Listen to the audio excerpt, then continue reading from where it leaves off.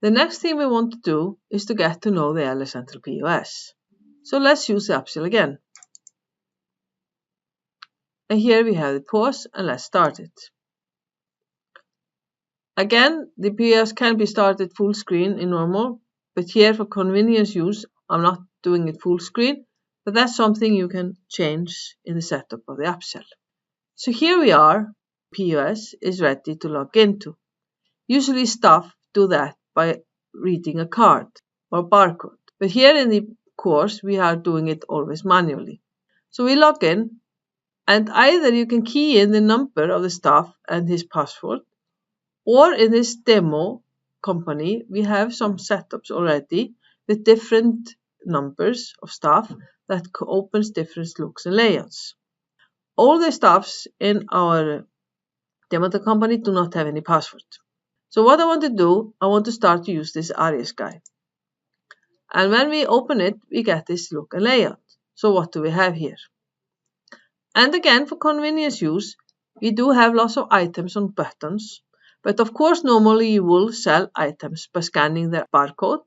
But there is an option always to do it with buttons or key the item number directly. So we are going to sell the bag Linda and the hat Linda. And you will see these items appear now in the journal. So what is the part of the POS? We have the input field where you can key in information depending on what process you're doing. We have here information lines that are giving us some information of what is happening in the sale. And at the moment we see the hat Linda, which is exactly the second item we put into the journal.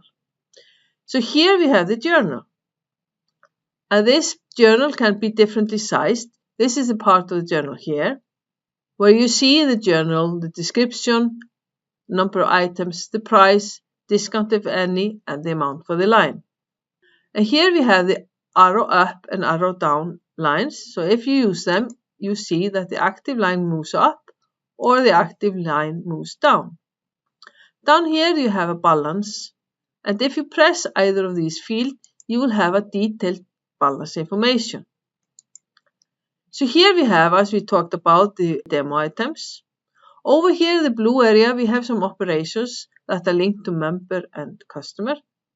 These buttons are always configurable and we can decide what we have on them. Here we have some operations with the famous white line and white all.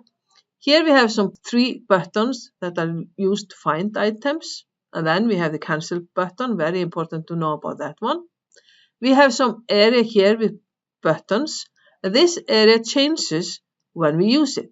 So now let's finish this sale and we press total, and you see exactly this area is showing us different buttons. And we are going to use cash.